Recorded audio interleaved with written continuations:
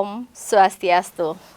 Selamat pagi saudara, Sapa Bali Pagi kembali mengawali pagi Anda dengan berbagai informasi yang tentunya dekat dengan kehidupan Anda sehari-hari. Nah, bersama saya Desi Indah Lestari, kita akan membahas terkait tema kesehatan dengan topik mindful eating. Dengan topik itu sudah tahu siapa narasumber yang akan saya ajak berdiskusi pada pagi hari ini. Beliau adalah Bapak Iputu Suwiraoka. Nah, beliau adalah ahli gizi dari Poltekkes Denpasar. Om Swastiastu, Bapak. Om Swastiastu. Selamat pagi. Selamat pagi. Sehat selalu ya, Pak Oke. Sehat selalu, iya. Ya, beliau akan membahas tentang mindful eating. Nah, iya. itu suatu bahasa baru di jajaran ahli gizi. Zaman saya itu belum ada, Pak. Nah, sebenarnya Bapak bisa jelaskan seperti apa sih mindful eating itu, Pak? Oke. Selamat pagi pemirsa Kompas TV. Jadi pagi ini kita akan menyimak terkait dengan mindful eating. Nah, mindful eating itu sebenarnya simple. Jadi kita makan dengan kesadaran. Nah, sebenarnya dari dulu pun kita sebenarnya sudah diajarkan dengan hal tersebut. Jadi kita sadar terkait dengan bagaimana aroma makanan kita, bagaimana cita rasa makanan kita, kemudian bagaimana suhu dan lain sebagainya. Nah, tentunya kenapa ini menjadi muncul? Karena banyak hal yang menyebabkan makanan itu seringkali sekarang itu tanpa didasari kesadaran. Jadi kita makan terburu-buru karena alasan waktu, kemudian makan sambil bekerja gitu ya? Makan sambil nonton, makan sambil main HP. Nah, ini makan kan, sambil main HP itu termasuk juga tanpa kesadaran. Jadi karena kecenderungannya itu ketika kita makan tanpa kesadaran, jadi sinyal terkait dengan rasa kenyang, kemudian makan tanpa kontrol dan menyebabkan juga porsi makanan kita menjadi berlebihan seperti itu, Mbak Desi. Berarti mindful eating itu intinya makan dengan kesadaran. Iya, nah, betul. Itu kenapa kebiasaan yang harus dengan kesadaran itu dibilang bagian dari gaya hidup sehat? Iya, betul. Karena dengan makan dengan kesadaran itu kita menjadi lebih peka. Jadi tubuh kita itu menjadi lebih peka. Jadi otomatis tubuh itu akan menyadari bahwa oh ini saya sudah cukup gitu loh. Rasa kenyang itu akan muncul. Kemudian porsi yang kita makan itu menjadi lebih seimbang sesuai dengan anjuran saat ini kan, dan tentunya juga kualitas pilihan bahan makanan yang akan kita makan itu pasti akan lebih kita sadari yang lebih bermanfaat dan lebih sehat untuk tubuh kita seperti itu. Intinya kita harus makan dengan sadar sehingga apa yang kita konsumsi kita nikmati. Benar. Dan itu menjadi gaya hidup sehat, bukan itu? Betul. Kalau saya sempat baca juga, apakah mindful eating ini sama dengan diet, Pak? Kan kalau diet kita sadar nih, oh ini pilihan menunya ini pilihan menunya ini, yang khusus diet ini kita harus hindari. Itu same atau berbeda, Pak? Sebenarnya ini dua hal yang cukup berbeda antara diet dengan mindful eating. Karena apa? Kalau diet itu biasanya itu pasti akan muncul banyak sekali larangan gitu loh. Betul. Nah itu yang dikhawatirkan oleh orang. Oh saya tidak boleh makan ini, saya tidak boleh makan ini. Tetapi mindful eating ini menyadarkan oh bahwa pilihan saya itu seperti ini, sehingga makan pun akan lebih enjoy, lebih menikmati dan kita tidak membatasi. Karena kadang-kadang ketika kita dianjurkan sesuatu yang tidak boleh kita lakukan, kita cenderung untuk melawan gitu loh. Misalnya ini dibatasi seperti ini, otak kita itu mencari cara nih, oh saya belum dapat ini kan, mencari alasan itu. Untuk bisa mengkonsumsi. Jadi mindful eating itu tidak akan seperti itu karena dia udah sadar dalam ininya apa yang harus dia makan, kemudian apa yang cukupnya yang dia makan itu seperti apa dan sebagainya. Oke, berarti ini ada perbedaan antara diet dan mindful eating, di mana kalau diet itu kita kadang cenderung itu ada batasan-batasan. Mindful eating itu emang dari kesadaran diri kita sendiri untuk mengkonsumsi hal-hal atau mengkonsumsi sesuatu yang sehat. Nah, kalau kita kan biasanya nih di luar kesadaran juga, Pak, udah kenyang. Mindful eating bisa dibilang kita udah kenyang, tapi kita tetap mau makan lagi, makan lagi, makan lagi. Mungkin pengaruh lingkungan, ada teman-teman yang, yuk kita makan yuk, yuk kita ngopi. Padahal itu belum 2 jam. Nah, syaratnya kan 2 jam itu kita baru makan lagi kan Pak, setelah makanan utama. Tapi ini belum. Cuman karena tubuh kita, ya udahlah ya, karena lifestyle kembali lagi Pak ya. Mungkin seperti apa? Bisa dijelaskan Pak? Orang cenderung makan berlebih itu karena 3 hal Mbak Desi. Oke. 3 hal ya, artinya kenapa orang cenderung mengabaikan kesadaran itu sendiri dalam hal makanan. Yang pertama adanya distraksi. Nah, distraksi itu yang membuat kita itu terkecoh gitu loh. Sebenarnya kita udah kenyang tapi kita tetap makan terus. Nah, ini biasanya terjadi kalau keseringan main HP gitu misalnya sambil makan kan gitu. Ya karena otak kita kan fokusnya ke HP ataupun ke tontonan seperti itu. Sehingga tidak menyadari seberapa banyak yang kita makan. Bagaimana dengan makan sambil bekerja? Kan banyak orang yang deadline. Nah, kita juga di televisi ini ada deadline ya. Udah kita udah waktunya makan, tapi kerjaan masih kita sambil ngetik atau sambil kerja itu makan. Itu termasuk juga sama, itu distraksi juga. Jadi nanti dihitung-hitung pasti cenderungnya pasti akan berlebih. Jadi karena mungkin tubuh sudah mengirim sinyal kenyang, tetapi kita tidak menyadari karena kita keasikan bekerja. Nah, itu distraksi gitu loh. Jadi, nanti ada tipsnya. Apa yang harus kita lakukan, meskipun memang harus sambil, tetapi kita juga harus memperhatikan tubuh kita. Selain distraksi, tadi Pak Oko bilang ada 3. Apa lagi? Yang kedua itu adalah emosi. Nah, emosi ini cenderung kan orang itu kalau misalnya mengalami tekanan ataupun mengalami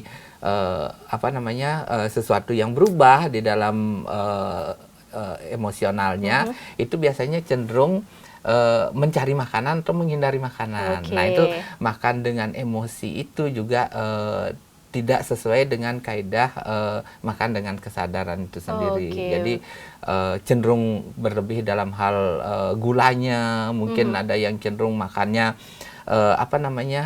mencari yang manis, mencari yang gurih kan seperti itu. Biasanya kalau perempuan cemas, ya terutama perempuan kalau lagi stres atau lagi mau capek, PMS, capek bosen, itu makannya gitu. Lebih ke manis, gurih, itu berlebih. Itu juga termasuk satu, faktor penyebab makan kita berlebih kan gitu. Nah, yang ketiga tuh lingkungan gitu loh. Nah, mungkin yang seperti saya bilang tadi ya, diajakin itu ya Pak ya. Promo juga Kak Desi. Promo juga. Misalnya gini, seseorang tuh makan nih. Nah, ada promo nih, all you can eat gitu misalnya. Nah, kan itu salah satu juga. Kenapa akhirnya dia mengabaikan sinyal tubuhnya tapi lebih memilih satu hal yang menguntungkan. Atau misalnya dalam satu jamuan mereka makan sekeluarga dan pesanan makanannya itu berlebih. Nah, kan takut rugi. Betul. Itu faktor lingkungan. Kemudian ibu-ibu nih, saya mau menyadarkan ibu-ibu juga. Betul nih ibu-ibu yang di rumah dengerin nih. Ibu-ibu juga kan cenderung misalnya, anak nggak menghabiskan makanannya, udah dihabisin kan gitu kan. Nah, ini beratnya ke ibu nih. Ya, jadi itu juga satu hal yang kurang bagus karena artinya cenderung menyebabkan berlebihnya makanan di satu orang ataupun di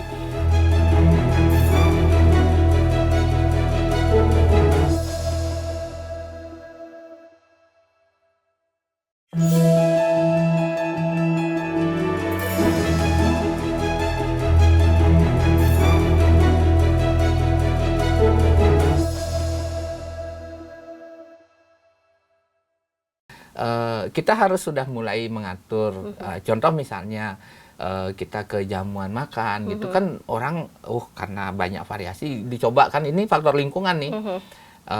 Padahal kalau dia nggak bisa habiskan, dia sisakan. Nah, itu dampaknya satu, mungkin kemungkinan dia akan menjadi makan berlebih karena dia mengambil lebih. Yang kedua, food waste-nya juga akan banyak kalau dia tidak habiskan. Nah, ini kan satu hal yang tidak bagus juga untuk lingkungan kita, untuk sumber daya alam kita. Jadi kembali ke makan kesadaran. Jadi hindari distraksi, kendalikan emosi. Yang ketiga, pelajari kondisi lingkungan kita. Iya, karena seperti yang pengalaman juga ya Pak ya. all you can eat, waktunya 2 jam dengan betul. beragam makanan. Itu emosi, itu emosi distraksi lingkungan itu yang Iya. harus kita selalu kita jaga ya Pak Iya. Oke ya.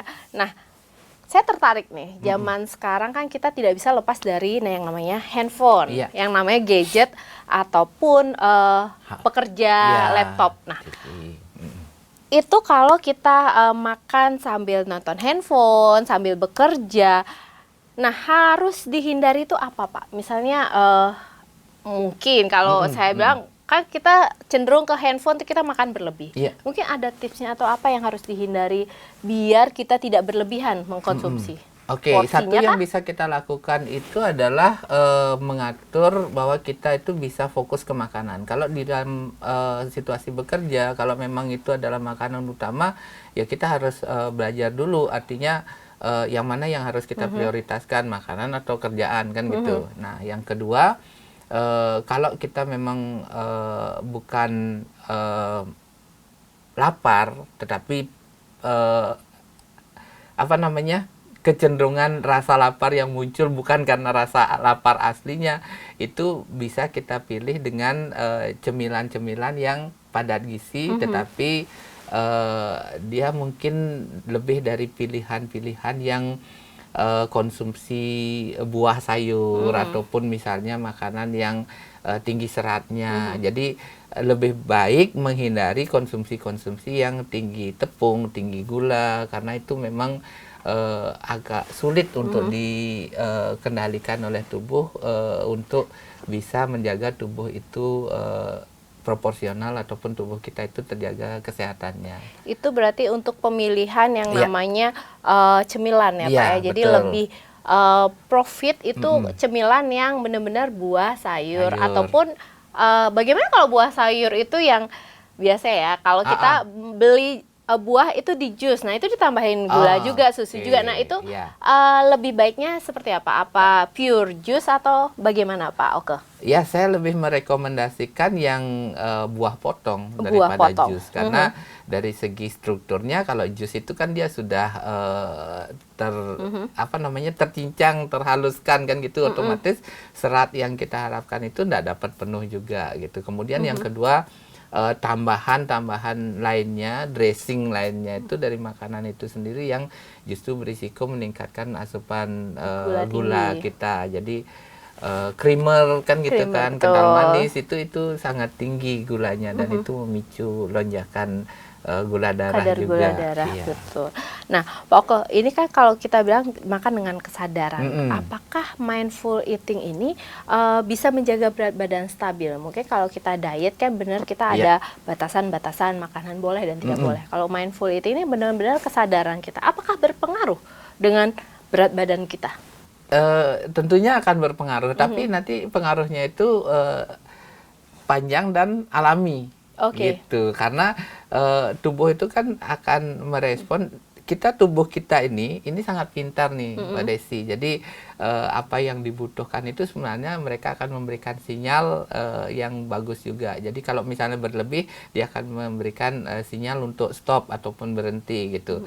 Nah, seperti halnya kita mengirim sinyal rasa kenyang itu ketika kita makan. Biasanya kalau orang yang sudah terbiasa dengan makan dengan kesadaran ini, mindful ini, jadi ketika dia kenyang dia akan berhenti makannya. Tapi kalau kita tidak fokus seperti tadi itu, tubuh sudah mengirim sinyal kenyang, tapi karena di samping kita ini masih tetap tersedia makanan, kita akan berusaha menghabiskan. Nah, itu kan dampaknya akan menjadi berlebih. Nah, itulah yang menyebabkan berat badan kita juga akan jadi berlebih. Bagaimana kalau dengan ini Pak Oke, sebagai ahli gizi kan sekarang tuh media sosial banyak, terus di Google juga banyak, YouTube juga banyak. Kalau kita wanita pekerja atau seorang pekerja ataupun mahasiswa yang deadline, itu kan kecenderungan memang dia sambil tugas, sambil bekerja itu makan. Tapi makanan mereka batasin, maksudnya dalam artian, oh porsi saya cuma segini, jadi dia sudah menyiapkan bekal dengan itu. Itu masih aman atau mindful eating atau bagaimana Pak? Masih aman, sepanjang itu tidak nambah-nambah terus gitu loh. Oke. karena kan kecenderungannya sekarang porsi bekalnya segini, tapi nanti ketika sibuk Hektik ya? bekerja, hektik kan gitu kan, Ngambil nanti, cemilan yang lain. ngambil yang lain lagi, Oke, atau betul. pesan yang lain lagi kan Oke. gitu. Jadi itu aman sepanjang itu memang untuk porsinya, dan kita itu kan biasanya akan mengatur, biasanya saya konsumsinya segini, nah bekal saya segini gitu loh, cukup gitu loh.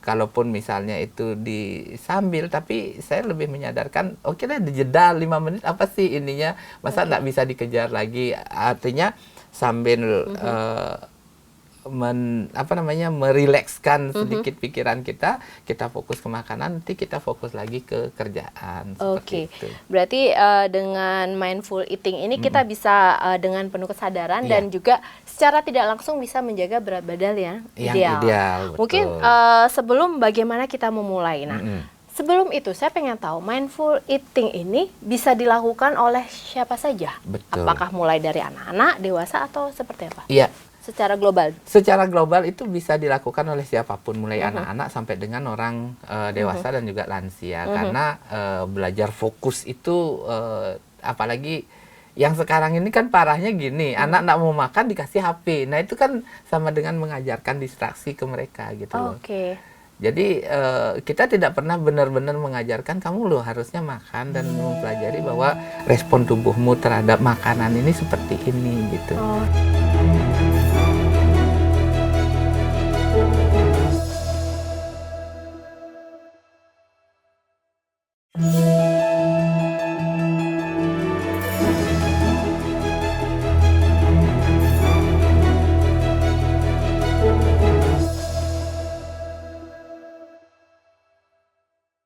Berbicara dengan kenyang, kadang kan orang tuh masih sekarang begadang nonton film, terus Iya. sambil nyemil. Nah itu bagaimana dengan kebiasaan itu, Pak Oke? Atau bagaimana, apakah perlu kita menghitung kalorinya atau seperti apa? Kadang-kadang ngemil itu dirasakan oleh orang itu sebagai sinyal lapar gitu loh, padahal itu enggak gitu loh. Nah kita bisa mungkin kalau malam supaya asupan kita tidak berlebih, jadi kita bisa membuat teh hangat gitu misalnya kan, atau misalnya kalaupun memang beneran lapar ya mungkin dengan makanan yang padat gizi dalam tanda kutip ya, mungkin bisa memilih dari segi protein ataupun yang lainnya, karena protein yang menyebabkan rasa kenyang sebenarnya, seperti itu. Oke. Bukan nasi ataupun gula. Oh, Iya. berarti memang kita harus membatasi ya, Iya. Pak Oke. Terus kalau tadi kan sudah dibilang ada untuk anak-anak, terus untuk lansia. Iya. Nah itu benar-benar juga harus dipelajari dan ada tahapan. Kalau tadi Pak Oke bilang anak-anak, kalau lansia gimana Pak Oke? Lansia hampir sama juga. Jadi malah lansia itu lebih gampang sebenarnya ngaturnya, karena respon untuk makanan dia kan lebih menurun ya. Nah, tidak ada konsumsi yang berlebih di sana. Dan pengecohnya juga tidak terlalu banyak kan kalau untuk lansia. Jadi masih bisa fokus dia. Tinggal menyadarkan sekarang. Artinya melatih juga sistem-sistem pencernaannya itu supaya berfungsi dengan baik gitu.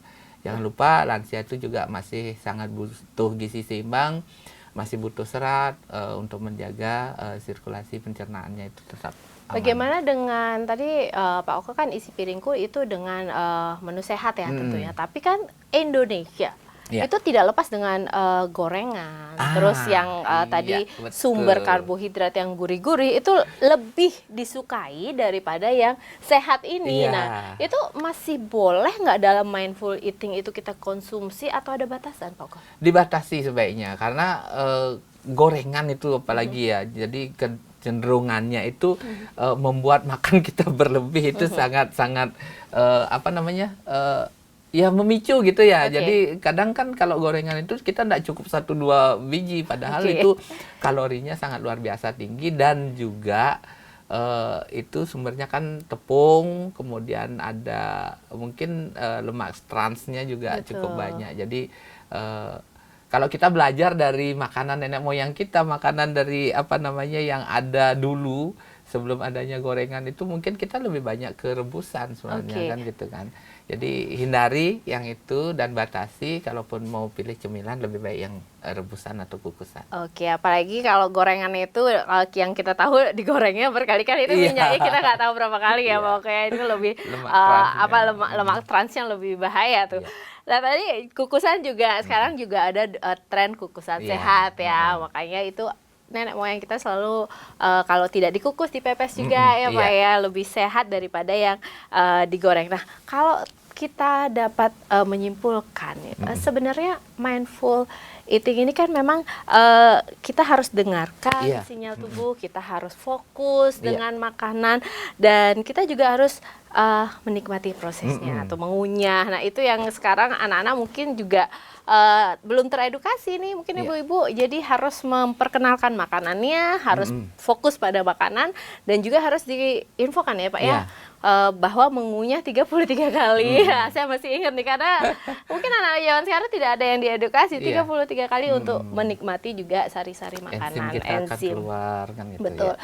Nah, mungkin karena keterbatasan waktu nih Pak Oke, sebagai ahli gizi, apa yang bisa disarankan, pesan kepada pemirsa di rumah untuk kita bisa menjalani mindful eating, kesadaran untuk mengkonsumsi sesuatu sehingga kita bisa sehat, bugar, bisa menjadi gaya hidup, dan juga bisa berat badan ideal. Nah, seperti apa nih Pak Oke?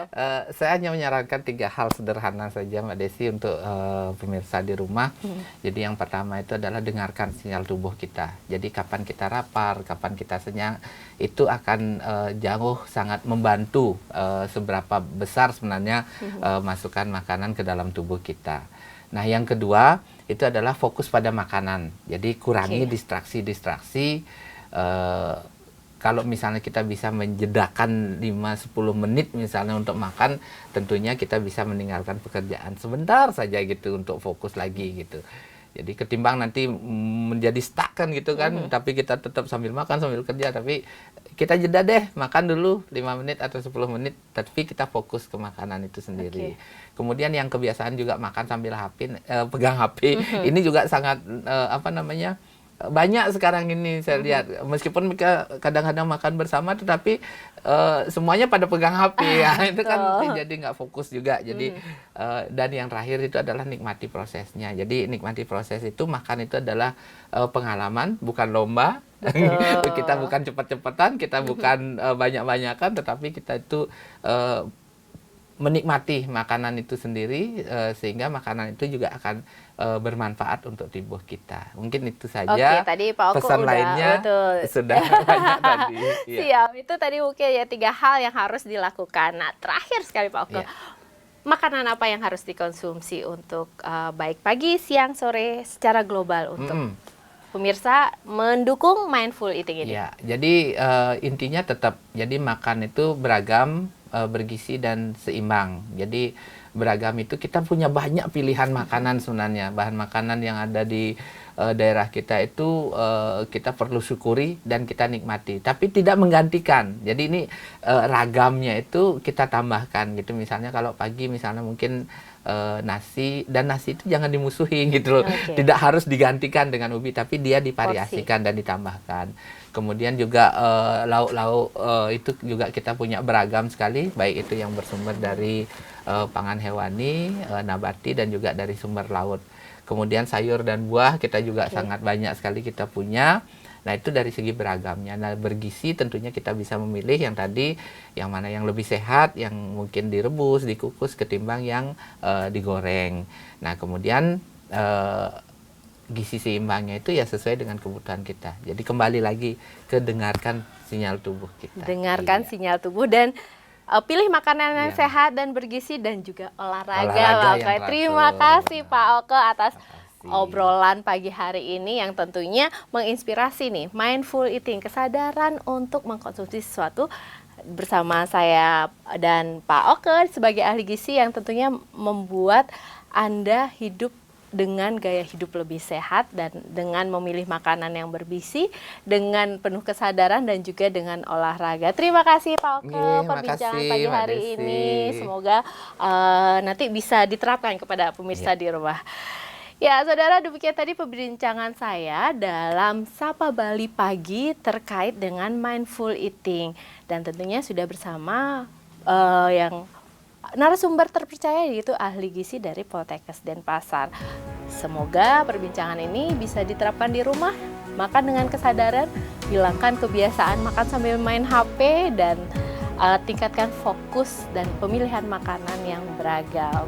Selamat pagi, sampai jumpa di Sapa Bali Pagi berikutnya. Terima kasih. Ke akhir kata Om Santi Om.